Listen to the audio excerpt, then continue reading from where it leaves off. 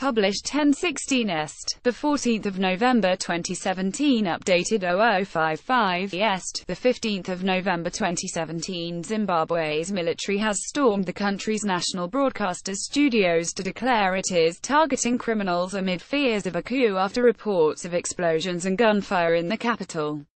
The military read a statement on live TV claiming this not a military takeover of government, and President Robert Mugabe was safe. The U.S. Embassy in Zimbabwe had ordered employees and U.S. citizens in the African nation to take cover and seek shelter on Tuesday after gunfire was heard near the home of the 93-year-old president, sparking fears of an armed military takeover.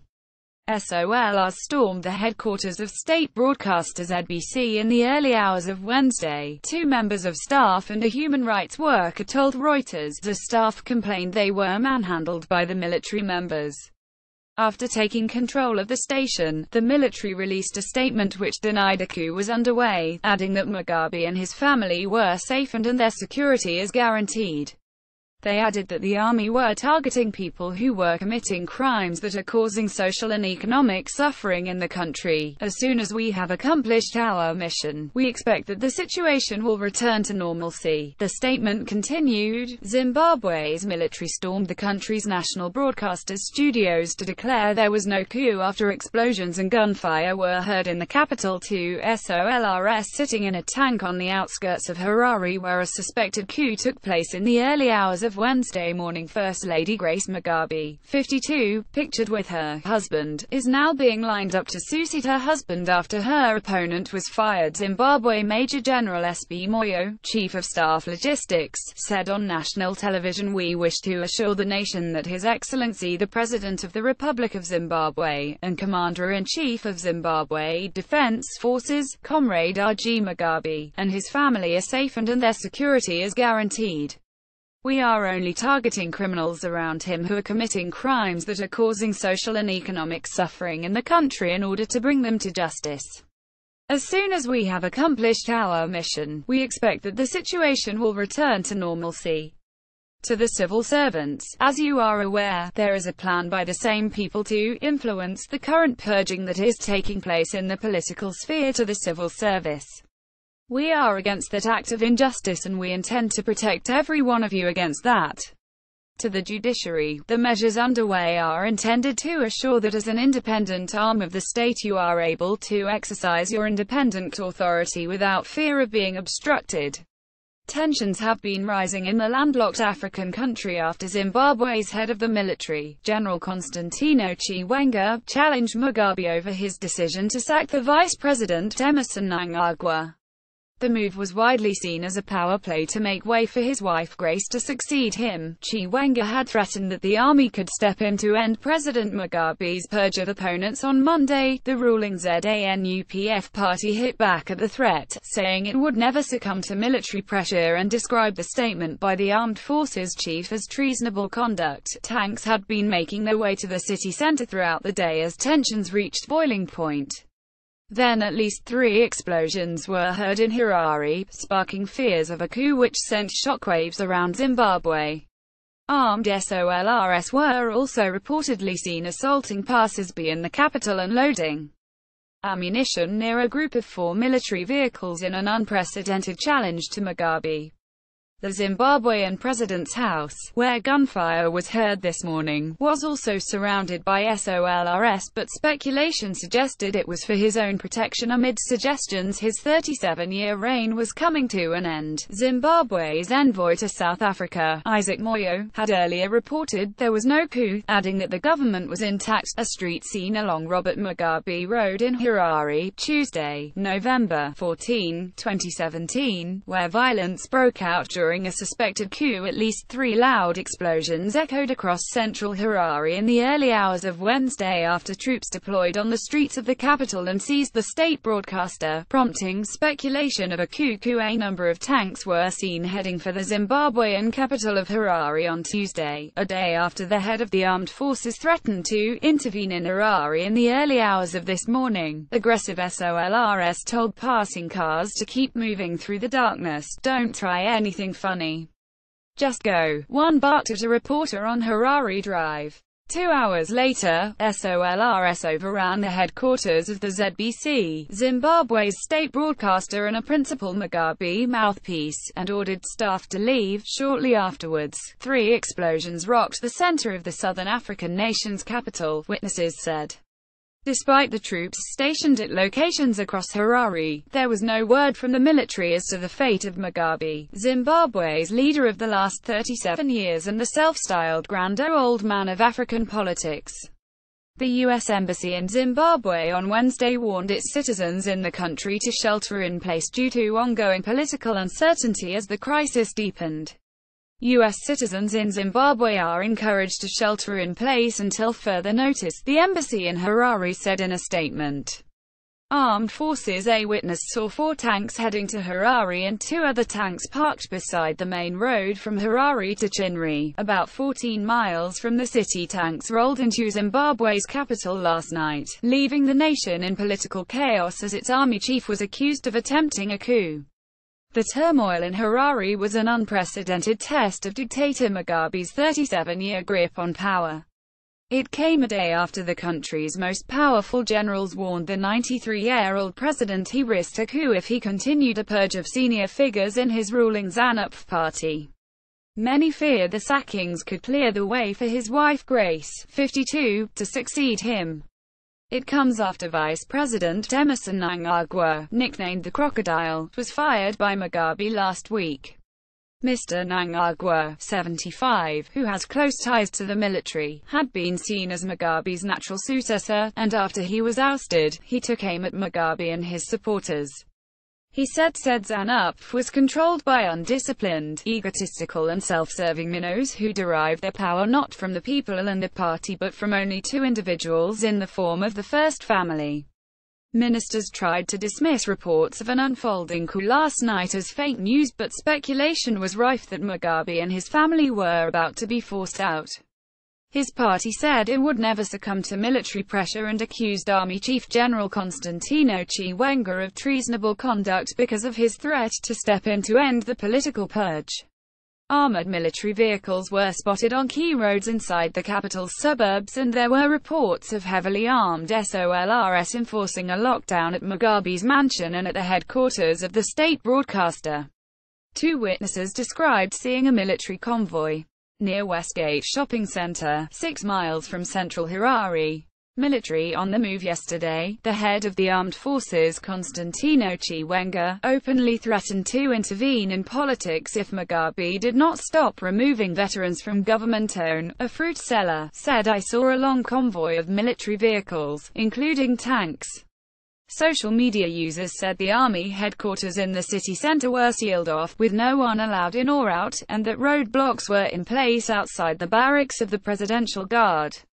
Robert Mugabe was born on February 21, 1924, in Kutama, southern Rhodesia, now Zimbabwe. In 1963, he founded ZANU, a resistance movement against British colonial rule. In 1974, Prime Minister Ian Smith, who claimed he would achieve true majority rule but still declared his allegiance to the British colonial government, allowed Mugabe to leave prison and go to a conference in Lusaka, Zambia, formerly Northern Rhodesia. Mugabe instead escaped back across the border to southern Rhodesia, assembling a troop of Rhodesian guerrilla trainees along the way. The battles raged on throughout the 1970s, and by 1980, when British rule ended, Mugabe became Prime Minister of the new Republic of Zimbabwe. In 1987, he was elected President of Zimbabwe. Mugabe shared power with Morgan Tsvangirai from 2008 to 2013, but resumed control afterward. At 93, he is now seeking re-election to make him the world's oldest dictator. Source biography. Others said they had seen tanks heading towards the Presidential Guard compound in the western suburb of Javasekwa.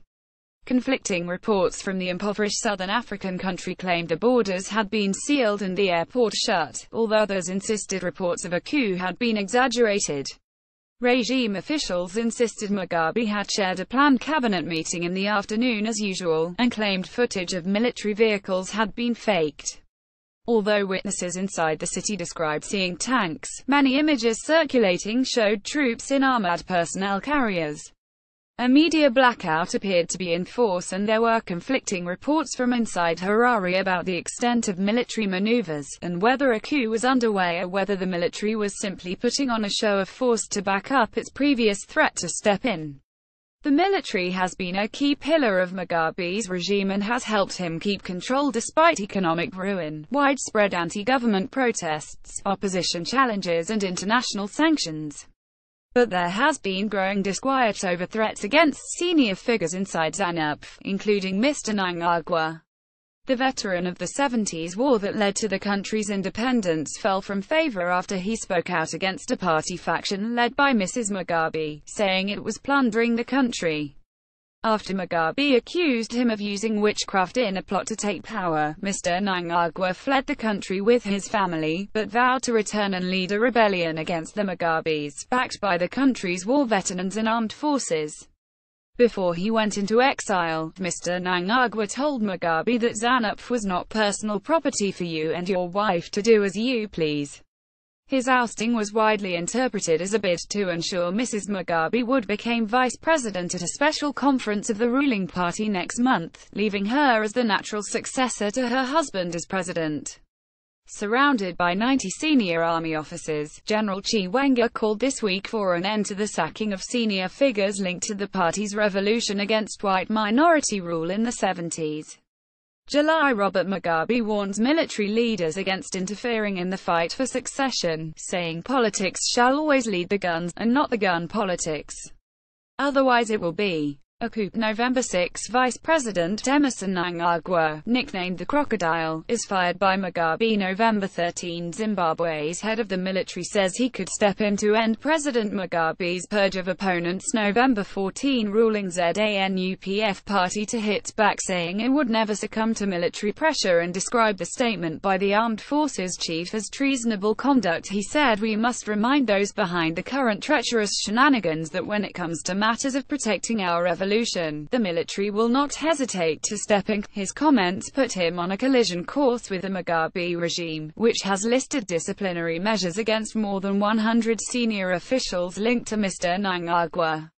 ZANU-PF issued a statement accusing the commander of treasonable conduct and said his comments were clearly calculated to disturb national peace and stability and to incite insurrection. Mugabe has previously warned military leaders against interfering in the fight for succession.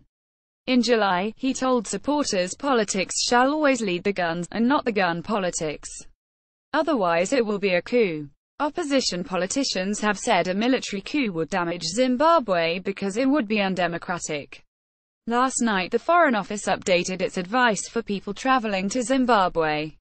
It said, "We are aware of reports of military vehicles moving on the outskirts of Harare. We are monitoring the situation closely. You should avoid political activity, or activities which could be considered political, including political discussions in public places and criticism of the president. You should avoid all demonstrations and rallies." The authorities have sometimes used force to suppress demonstrations. Despite the reports of the tanks, Zimbabwe's ruling party ZANU-PF took to Twitter to deny rumors of a coup. "Thanks for your concerns. There is no coup happening in Zimbabwe. Please continue with your lives and face up to your own problems," warning Zimbabwe Army Chief Constantino Chiwenga addresses a media conference in Harare on Monday. Earlier on Tuesday, the youth wing of Zimbabwe's ruling party accused Zimbabwe Army Chief Chiwenga of subverting the constitution for threatening military intervention. Now sacked Vice President Mnangagwa, 75, a veteran of Zimbabwe's 1970s liberation wars, had been viewed as a likely successor to Mugabe before the president fired him on November 6, but Grace Mugabe, 52, has developed a strong following in the powerful youth wing of the ruling ZANU-PF party, and they have endorsed her to replace Mr. Mnangagwa, though no announcement has yet been made. Her rise has brought her into conflict with the independence-era war veterans, who have increasingly been banished from senior government and party roles in recent years. Mugabe, who is nearly 94 years old, is the only leader Zimbabwe has known in 37 years of independence, first as the chair of the Zimbabwe African National Union ZANU, then as leader of the ZANU party as prime minister and then president. Under Mugabe's leadership, the GDP of Zimbabwe has fallen by almost 50%, according to the United Nations. The country suffered badly during the recession and experienced hyperinflation and a widespread lack of food and other essentials. Things have slightly recovered, but are still significantly worse than when the family took power. Aging Zimbabwe's President Robert Mugabe, 93, who has been in power since 1980, is in increasingly fragile health and makes regular trips abroad for medical treatment. Tensions over the succession of Mugabe recently erupted into the open, and had pitched First Lady Grace Mugabe against now-sacked Vice President Emmerson Mnangagwa. Meanwhile, the Mugabes themselves live their lives bathing in eye-watering luxury. The couple's two sons, Chatunga and his brother Robert Jr., are well known for their hard partying and have been seen flashing their riches on social media. This week Chatunga posted a video of himself pouring hundreds of pounds worth of champagne over a £45,000 diamond-encrusted wrist. The brothers caused an international incident earlier this year while in South Africa, after they disappeared on a wild night out, prompting Mrs. Mugabe to go looking for them. Finding 20-year-old model Gabriella Engels instead, Mrs. Mugabe allegedly beat her over the head with an electrical plug when she was unable to say where the boys had gone. That led to a warrant being issued for her arrest, though she was eventually granted diplomatic immunity and allowed to leave the country. Mrs. Mugabe is currently suing a Lebanese jeweler for failing to deliver a £1 million diamond ring she bought to mark her 21st wedding anniversary with a dictator. President Mugabe has exerted almost total authority over Zimbabwean politics for decades, but the sacking of his most senior longtime confidant could spark repercussions beyond his control. The removal of Mnangagwa, who has powerful military connections, has laid bare the rivalries inside Zimbabwe's political establishment as Mugabe, 93, shows increasing signs of old age. Mnangagwa, 75, quickly fled into exile, but he vowed to return and launched a direct challenge to Mugabe by calling for members of the ruling ZANU-PF party to desert the president. Mnangagwa issued a defiant statement on Wednesday, telling Mugabe that ZANU-PF was not personal property for you and your wife to do as you please. ZANU-PF will hold its annual congress next month, when Mrs. Mugabe could be appointed as one of the country's two vice presidents.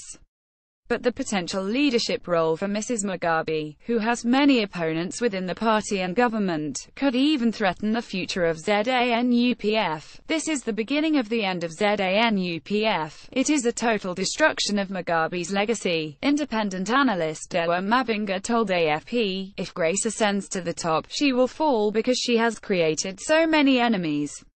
She has been reckless. ZANU could be destroyed from within.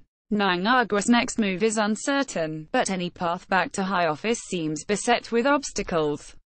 It will be very difficult for him to reinvent himself as a Democrat because he is cut from the same cloth as Mugabe, said Mavinga.